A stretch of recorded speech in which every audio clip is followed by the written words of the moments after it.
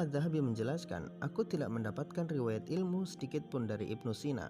Kalaupun ada ilmu darinya, tidak boleh mengambilnya. Hal itu karena dia seorang ahli filsafat, plagiat dan sesat. Imam Az-Zahabi bersikap agak ekstrim. Bahkan beliau melarang siapapun mengambil ilmu dari Ibnu Sina, lantaran dikhawatirkan kesesatan Ibnu Sina bisa menular kepada orang-orang yang belajar darinya, meskipun hanya belajar kedokterannya saja. Adapun ulama seperti Ibnu Hajar Al-Asqalani, beliau mengomentari pernyataan Imam Az-Zahabi dengan berkata, semoga Allah tidak meridhoi Ibnu Sina.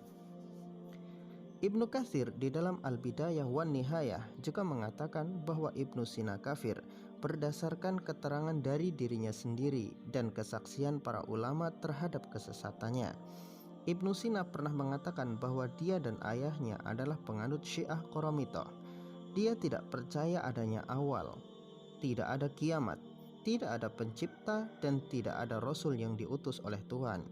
Keterangan ini ditulis oleh Ibnu Qayyim di dalam kitabnya Ighatsatul Lahfan, jilid kedua halaman 266.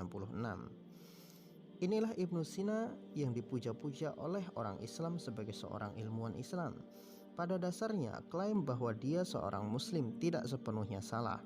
Namun, Islam yang dianut oleh seorang Ibnu Sina telah melenceng jauh dari sumber aslinya, yaitu Al-Quran dan hadis Rasulullah SAW.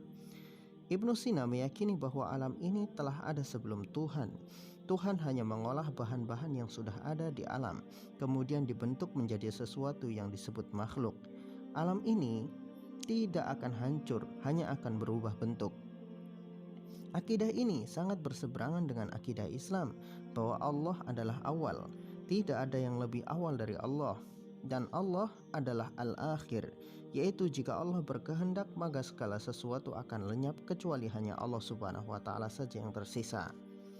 Di dalam sebuah hadis Rasulullah SAW bersabda, Kanallahu walam yakun syai'un ghairuhu.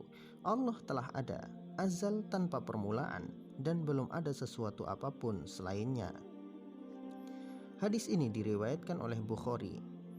Hadis ini menjelaskan bahwa Allah ada sebelum apa yang kita sebut sebagai makhluk ada. Apapun itu, langit, bumi, malaikat, bahkan arsy, belum ada. Segalanya adalah ciptaan Allah subhanahu wa ta'ala. Allah menghendaki semua itu ada, maka menjadi ada. Jika Allah tidak menghendaki, maka tidak akan pernah ada seperti apa yang kita lihat saat ini. Pembahasan ini akan kita bahas pada video selanjutnya dengan dalil-dalil yang sahih dan berdasarkan kitab-kitab yang kita akui sahihnya, seperti Fathul Bari, Ibnu Hajar Al-Asqalani, dan lain sebagainya. Kesimpulannya, meskipun Ibnu Sina kafir karena akidahnya yang kacau balau, tetapi bagi kita boleh saja mengambil ilmu kedokteran darinya tanpa mengambil masalah akidah yang dia yakini. Adapun kesesatan Ibnu Sina cukup bagi kita untuk berlindung kepada Allah Subhanahu wa ta'ala dari kesesatan seperti itu. Wallahu a'lam bishawab.